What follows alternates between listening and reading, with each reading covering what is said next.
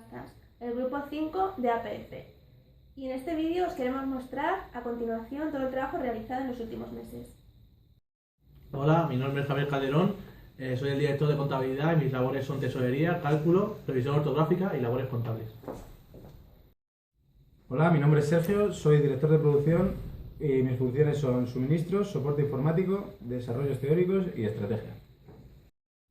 Hola, soy Irene Estalayo, soy la directora general y mis funciones son de control, supervisión y coordinación del proyecto. Buenos días, soy Andri y soy director financiero. Me encargo de la organización de métodos, control de operaciones e inversiones. Hola, yo soy Miguel Moreno, soy director comercial y mis funciones son presentación gráfica, publicidad y marketing. Hola, mi nombre es Ruth Muñoz, soy la directora de Recursos Humanos y mis funciones son el aprovisionamiento, las relaciones públicas y la resolución de problemas. Nuestra empresa se denomina El Tesoro, Empeños y Subastas. Aquí vemos un breve índice de toda la presentación que vamos a realizar a continuación. El objeto social de la empresa es el préstamo de dinero, la compra y venta de diferentes bienes muebles y actividades auxiliares a los servicios financieros, excepto seguros y fondos de pensiones. La actividad se divide en tres grandes líneas de negocio: empeños, ventas y subastas.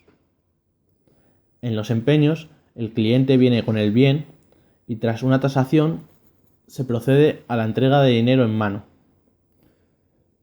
Transcurridos 90 días, si el cliente no devuelve ese dinero prestado con un interés del 6% mensual, se procede al almacenaje de dicho bien y posteriormente a la venta o a la subasta del mismo. En la venta, nosotros pagamos una cantidad previamente establecida por el bien, para posteriormente subastarlo o venderlo. Y en las subastas, con todos los bienes empeñados que no hayan sido recuperados o que hayan sido comprados y que no hayan sido vendidos, se procede a su almacenaje. Cada 6 meses se procede a las subastas de dichos bienes. La idea nace de la necesidad de la sociedad para tener liquidez de manera rápida y barata.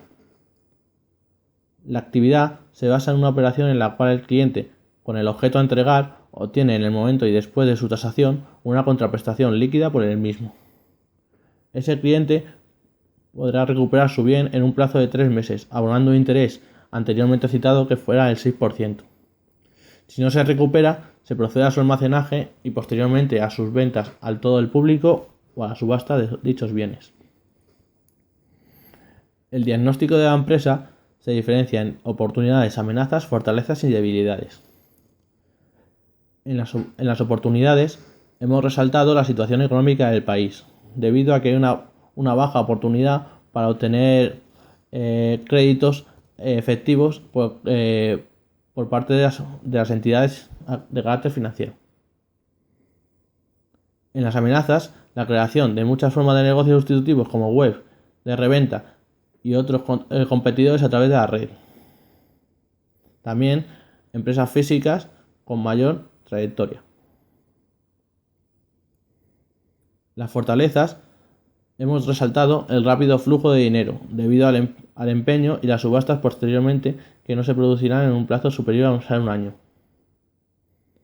En las debilidades, la empresa se pueden ver que es una empresa de nueva creación y es una dificultad para la obtención de préstamos y baja confianza y desconocimiento del público.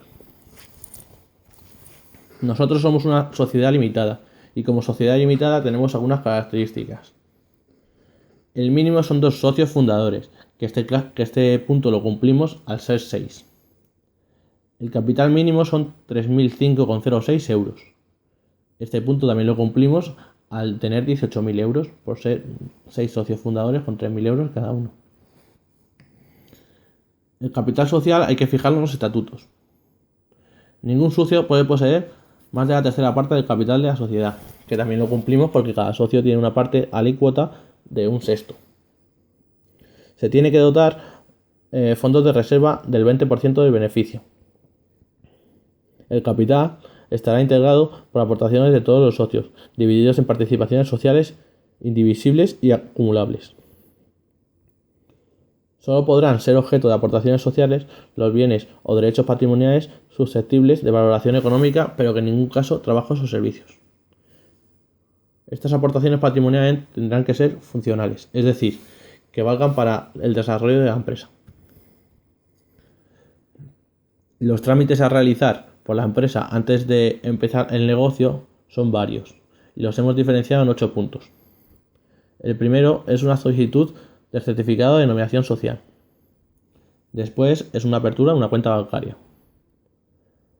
En tercer lugar es la redacción de estatutos y la firma de escritura de constitución. En cuarto lugar es el pago de impuestos de transmisiones patrimoniales. En quinto lugar, la inscripción en el registro mercantil. En sexto lugar, la solicitud del CIF, declaración censal e impuesto de actividades económicas. En penúltimo lugar es el alta en el régimen de autónomos y o general de los socios y trabajadores. Y por último lugar es la solicitud del libro de visitas. Los socios y los cargos de dichos socios están en este organigrama. Como directora general está Irene Estarayo. Como director financiero está Andri. Como director de contabilidad está Javier Calderón. Como director comercial está Miguel Moreno. Como directora de recursos humanos está Ruth Muñoz. Y como director de producción está Sergio Gómez. Las retribuciones, al aportar cada socio el mismo capital, las hemos puesto de la misma retribución para todos los socios, que serían 1.700 euros al mes por cada socio. Cada socio recibiría al año un total de 20.400 euros. En nuestro estudio de mercado ha sido muy importante el estudio de 3 variables.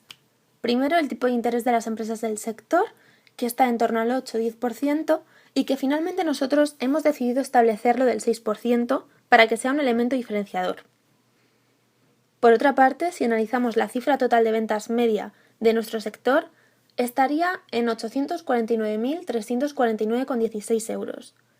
Este dato ha sido obtenido únicamente con las empresas que disponen de la totalidad de los datos, es decir, datos entre 2006 y 2012, ya que con la totalidad de las empresas estudiadas inicialmente, esta cifra estaría alrededor de 150.000 o 200.000 euros menos, ya que muchos de los datos de estas empresas estaban sesgados.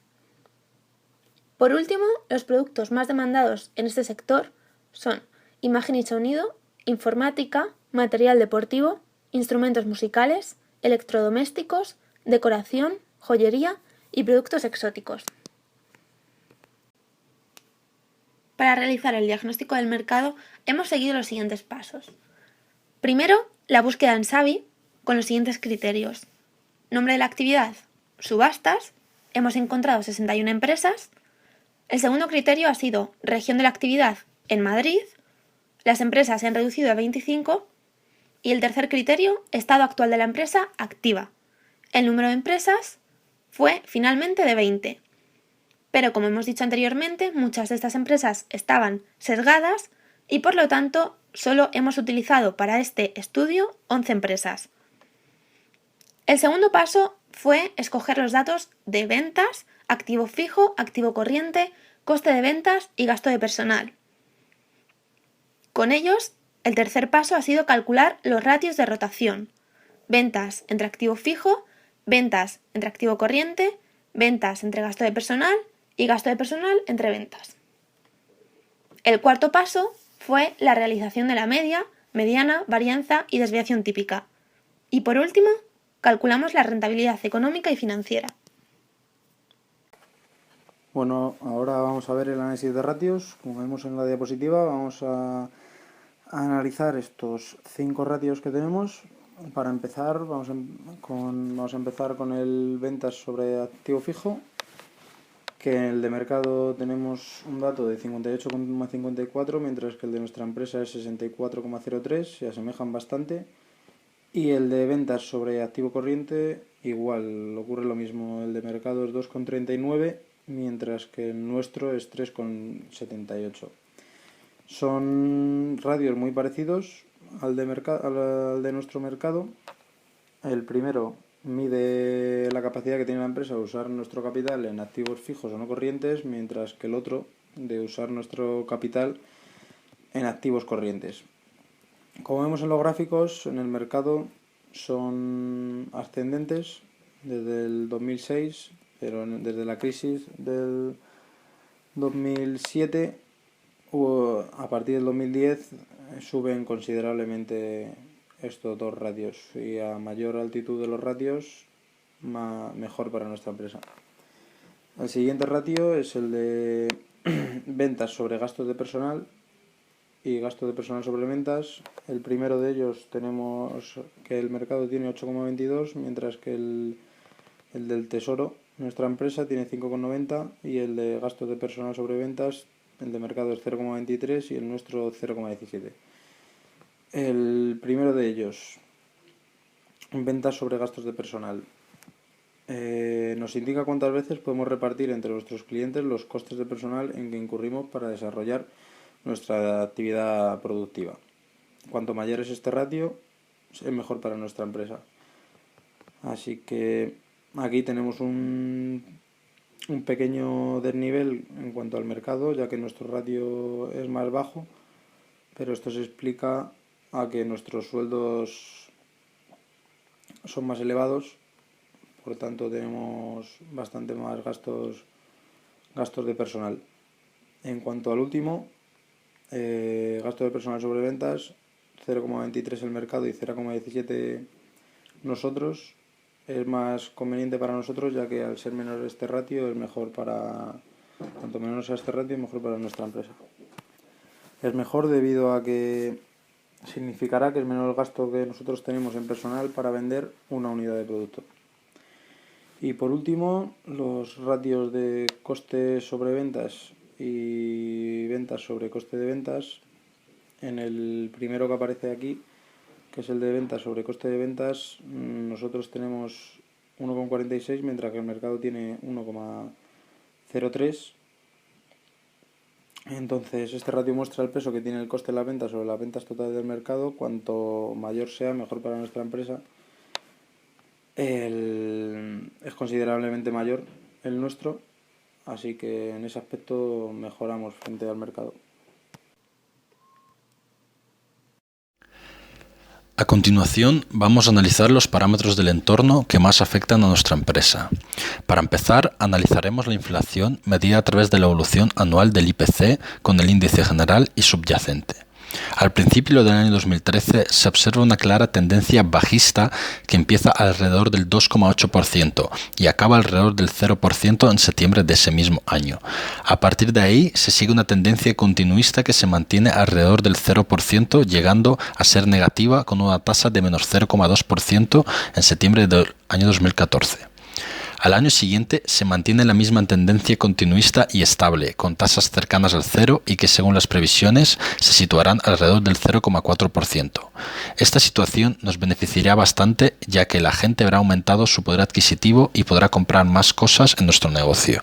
Otro factor importante que deriva de esta situación es que la gente podrá vender las cosas que no necesite y comprar otras que sean de su interés, ya que estas costarán menos. En segundo lugar, vamos a analizar los tipos de interés. El tipo de interés nos indica que, dado una cantidad y un plazo, qué porcentaje de ese dinero deberíamos pagar. El tipo de interés del Banco Central es la referencia, es el tipo de interés que tienen los bancos al pedir dinero al Banco Central. Por otro lado está el Euribor, que es el acrónimo de Euro Interbank Offered Rate, o tipo de oferta interbancaria. Es decir, la tasa de interés ofertada en el mercado interbancario de la eurozona, que se extiende desde una semana hasta un año. En los últimos años, los tipos de interés han disminuido exponencialmente, llegando a niveles cercanos al cero. Sin embargo, esta disminución no se ha traducido en una mayor concesión de los préstamos a los hogares, ya que ahora los bancos exigen unas garantías de devolución y avales muy superiores a lo que existían antes. Por tanto, el abaratamiento del dinero no se ha traducido en un aumento de la liquidez de la gente. Por este motivo, podrán acudir a nosotros para satisfacer sus necesidades de capital. Por último, en tercer lugar, utilizaremos las deudas a largo plazo, mediante la deuda pública a 10 y 3 años de las obligaciones del Estado español. Este dato nos permitirá saber la prima de riesgo y el interés de la renta fija del país. Esto nos facilitará información sobre la situación financiera del país. Ahora vamos a proceder al análisis de las ventas estimadas. Nuestro estudio se ha basado en 2 etapas. La primera de ellas ha consistido en saber cuál es el promedio del sector en cuanto a las ventas, basándonos en los datos de las empresas que habíamos elegido, que se asemejaban, que más se acercaban a nuestra empresa, y calculando su promedio nos dio un dato de alrededor de 1 millón de euros, pero no lo consideramos válido para nuestro estudio, ya que nos encontrábamos con empresas con datos sesgados, así que no nos parecía muy fiable estos datos. Así que analizamos únicamente las empresas que disponían de la totalidad de los datos del 2006 al 2012 para que fuera más fiable para nuestro estudio, y observamos que estas empresas tenían entre 150.000 y 200.000 euros, así que realizando el promedio de todas ellas obtenemos una cifra total de ventas en la previsión del sector de alrededor de unos 849.349 euros, que se reducía bastante considerablemente respecto al primer análisis que hicimos. Luego, la segunda parte de nuestro análisis consistía en acercar esos datos a lo que podía ser nuestra empresa para que fueran aún más fiables las ventas estimadas de nuestra empresa. En este apartado hicimos unos márgenes de beneficio que podríamos obtener por cada actividad que realizáramos. Nuestra actividad tenemos 3 líneas de negocio, que son las ventas, los empeños y las subastas, y sacamos que, por ejemplo, con nuestra línea de negocio de las ventas obtendríamos un 0,52,5% del beneficio total de nuestras ventas. Esto lo hemos sacado fijándonos en empresas especializadas en ventas de segunda mano, viendo cómo el precio por el que te lo compraban luego se aumentaba en un 50% de media a la hora de venderlo a otros clientes. El de los empeños es nuestra línea de negocio con que menos dinero nos da, y debido a que el interés es más bajo que el del mercado, que fue una de las cosas que queríamos buscar para diferenciarnos de las demás empresas. Y en cuanto a las subastas, haciendo el mismo trabajo, fijándonos en empresas dedicadas a las subastas y poniendo varios ejemplos como podemos ver en la simulación o el diagnóstico, obtenemos un margen de beneficio de 0,35. El estudio ha sido por separado para saber con exactitud los márgenes de beneficio que podemos obtener en cada una de ellas, y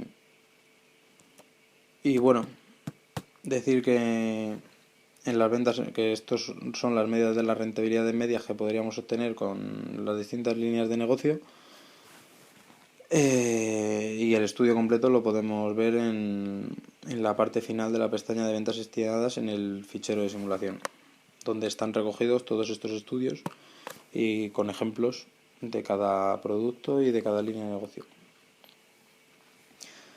En las subastas es el apartado más difícil que ha sido para nosotros, porque teníamos pocos ejemplos de subastas y había márgenes de beneficio muy dispares entre unas empresas y otras, pero al final hemos sacado una media de lo que más se asemejaba a nuestra empresa y nos ha dado el 0,35% ese de margen de beneficio. Así que, como vemos en el último cuadro de las ventas estimadas en la previsión de nuestra empresa, vemos que nos da una cifra final de alrededor de 721.000 euros. Entonces es más pequeño que el de la media del sector, pero es bastante fiable para nosotros después del estudio realizado. Para realizar nuestro presupuesto de gastos, lo primero que hemos hecho ha sido clasificar cuáles pertenecen al grupo de gastos fijos y cuáles pertenecen al grupo de gastos variables. En cuanto a los gastos fijos, el primero de ellos es el arrendamiento del local, por el que pagaremos una cantidad mensual de 1.300 euros, la limpieza y el mantenimiento del mismo, para el cual contrataremos un servicio 2 días a la semana pagando 10 euros la hora, por lo que nuestro gasto mensual será de 80 euros. Los seguros, por los que pagaremos una cuota de 35,5 euros al mes. Y los elementos de seguridad del local, que ascienden a un total de 70 euros al mes. Los gastos variables se desglosan de la siguiente manera. El primero de ellos es el gasto en personal, es decir, el sueldo de los trabajadores, que será de 1.700 euros al mes por trabajador. Los suministros, que hemos calculado basándonos en el precio del kilovatio y los kilovatio hora que aproximadamente consume un local como el nuestro. De esta manera hemos podido aproximar que la cantidad mensual a pagar será de 238,20 euros, pagando un 40% más los meses de invierno, es decir, los meses de diciembre, enero y febrero, y los meses de verano, que son los meses de junio, julio y agosto, en comparación con los otros meses. Para el teléfono e internet contratamos una tarifa de 168 euros al mes. En publicidad gastaremos un total de 700 euros al año en la impresión de folletos. En los meses de diciembre y junio aumentaremos el número de folletos, por lo que gastaremos el doble que en el resto de los meses, debido a que son las fechas próximas a la Navidad y a las pagas extra. Para establecer las compras, hemos utilizado los márgenes de beneficio que nos proporcionan nuestras 3 líneas de negocio, para calcular de esta manera lo que nos ha costado comprar un producto y así establecer los gastos en compra de cada mes. Una vez realizado esto, hemos calculado el porcentaje de cada uno de los gastos individuales sobre el total de gastos fijos o de gastos variables, según el grupo al que correspondan, así como el porcentaje sobre el total de los gastos y sobre el total de las ventas. Y una vez obtenidos estos datos, hemos podido obtener el porcentaje de gastos fijos sobre el total de gastos en general y sobre el total de las ventas. Y lo mismo hemos hecho con los gastos variables. Y queda de la siguiente manera. Los gastos fijos son de un 2,78% sobre el total de gastos y de un 2,46% sobre el total de ventas. Y los gastos variables son de un 97,21% sobre el total de los gastos y de un 86,28% sobre el total de las ventas. Ahora vamos a analizar el presupuesto de tesorería. En el apartado de cobros tendremos lo que son los ingresos provenientes de las ventas y de los cobros no corrientes, que en nuestro caso son los intereses. En los pagos corrientes tendremos los gastos de personal, los gastos generales y el impuesto de sociedades. En los pagos no corrientes estarán los pagos del reembolso de la deuda más intereses y los dividendos. El saldo de tesorería de cada mes se realizará en función de las necesidades de pagos de cada mes. La asignación de este saldo se realizará mediante la ponderación, que se calculará mediante asignación a los meses con mayor y menor necesidad de una tesorería determinada, siendo las cantidades que se encuentran en estos meses ponderados en función de esto.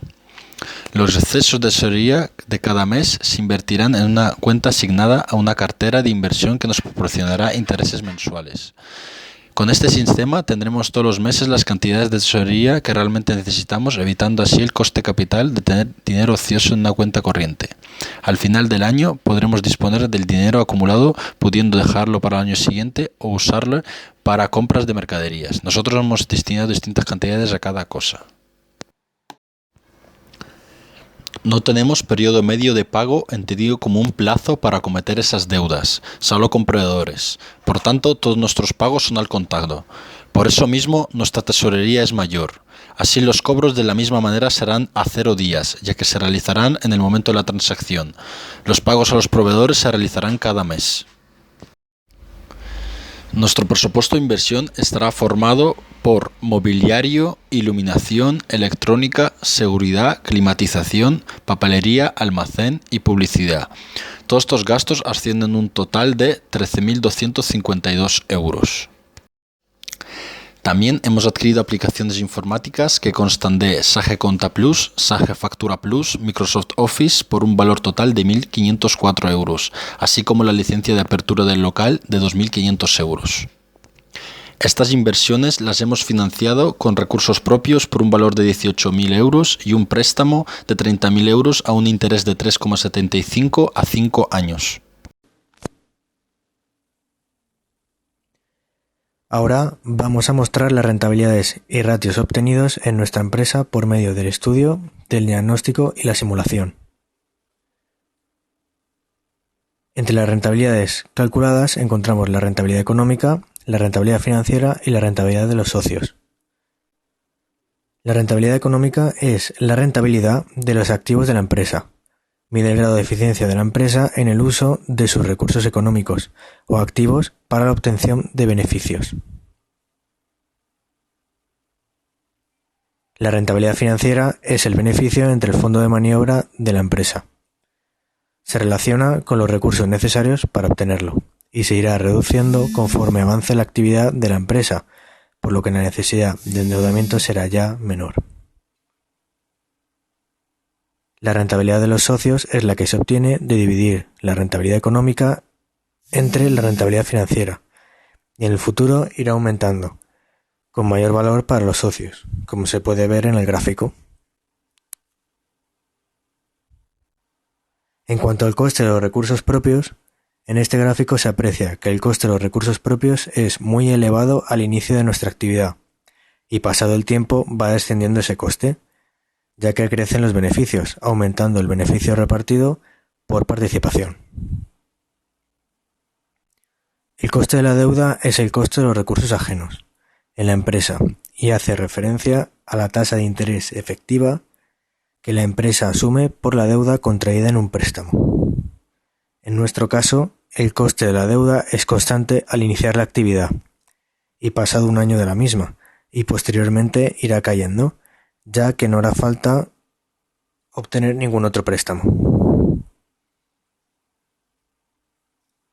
El coste medio ponderado es un procedimiento de determinación de las existencias finales en el almacén, y su nivel en nuestra empresa irá descendiendo sostenidamente en el futuro.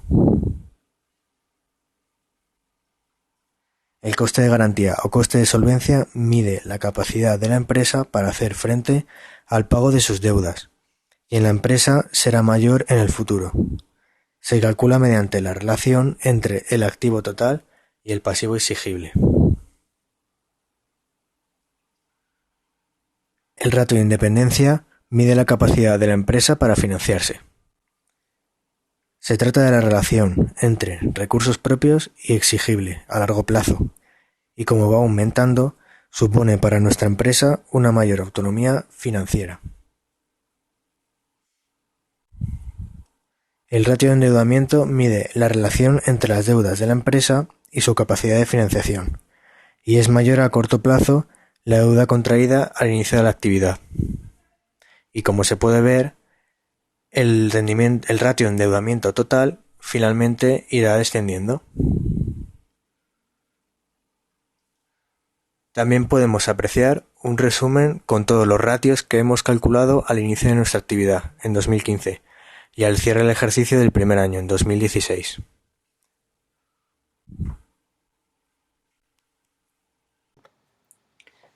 Nuestra cuenta de pérdidas y ganancias tiene un resultado positivo en el ejercicio de 2015 de 154.064,33 euros.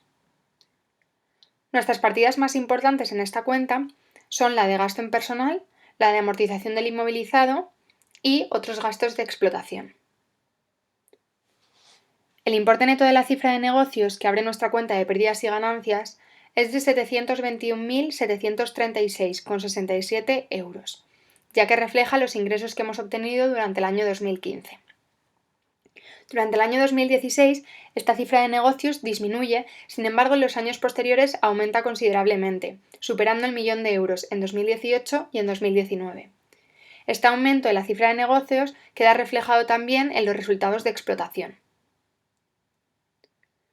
También podemos ver que tenemos unos ingresos financieros en 2015 de 405,17 euros, que proceden de los intereses de un exceso de tesorería que hemos decidido invertir.